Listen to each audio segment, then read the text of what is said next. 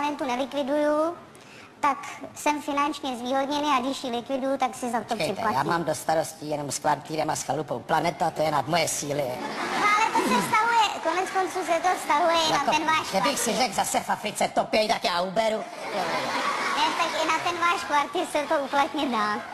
No, kdybyste mě řekla, co se týká mě zajímá. Mě jedno jako planeta, to je nad moje síly. Tak kdybyste třeba teď chtěl začít nějak rozumně topit, no, vypadám jako člověk, který rozumí, tak nerozumí. na to můžete získat finanční zvýhodnění. No, to jdou teď ty velký japonský peníze, 10 miliard, velký číslo. Ano, tak to jak se jsou podařilo peníze, vlastně prodat ty emise. Ty poukázky na ty emise, které my nevypustíme a díky tomu můžeme... Vy jste naprosto nadstandardně informovaný. Ne, vy jste říká z parlamentu na blbce, ale jsem normální.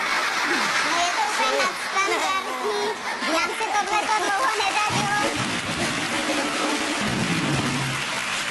Tohle se nám v té sněmovně dlouho nedařilo vysvětlit, vy jste to na první pokus chytil. Já vím, ale já jsem obstál i na trhu. Vy jste tam s lidma... Na trhu práce. Je na trhu práce. No. Já si jedu úplně na vlastní triko. Proto taky v té sněmovně to jsou pro ně nervy. Oni mají vypočítaný leasing na 4 roky a když se to zkrátí o rok volební období, tak chudáci teďko... Jo, pár lidí tam z toho má když jdou ze sněmovny, tak jdou jenom domů, jinam nemají kam. Pár lidí z toho má... No ale počkejte, to je z toho, co my, jak si nevypustíme, to prodáme, za to jsme stali peníze a ty jsou součástí té daňové podpory. Chtěli různý vykukové dát na různý srandy a nám se podařilo, že to jde zase do té ekologie. A teď si probereme trošku... Což je rozumný podržet to...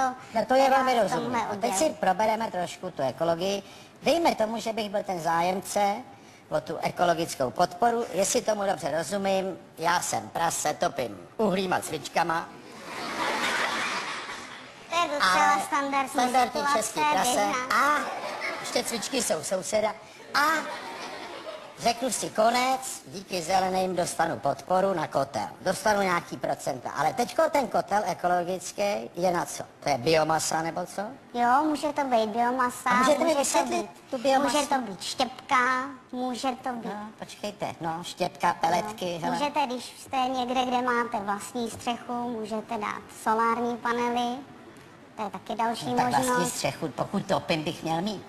No to nemusíte mít. Že bych si topil na dvoře? Jako? Já nevím, můžete bydlet v síni, střecha je její, vy bydlíte. Řeknu, dej tam solárky, ale na to je podpora teď.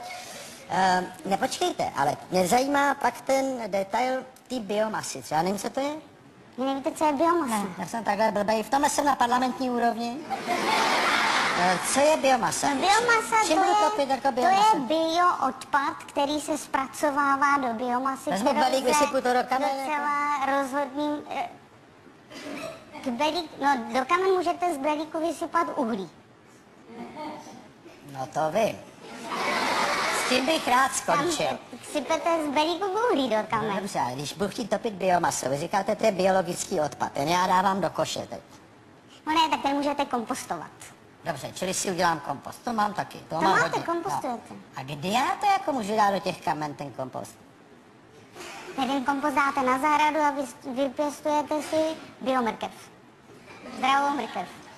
Mně nejde o žrádlo. Ale to je důležitý. Mě jde o topení. To je důležitý. Ne, mě zajímá jenom topení. Ne, ten kompost nemůžete spálit v kotli. No a kde je teda biomasa? No ale jak si udělám biomasu? Z odpadu. Vy jste říkala, bioodpad si uděláte biomasu. A já teda dobře, si udělám bioodpad, to mám hodně. A jak se udělám biomasu? Jak udělám? Čím si zatopím v těch kamnech, dám biomasu?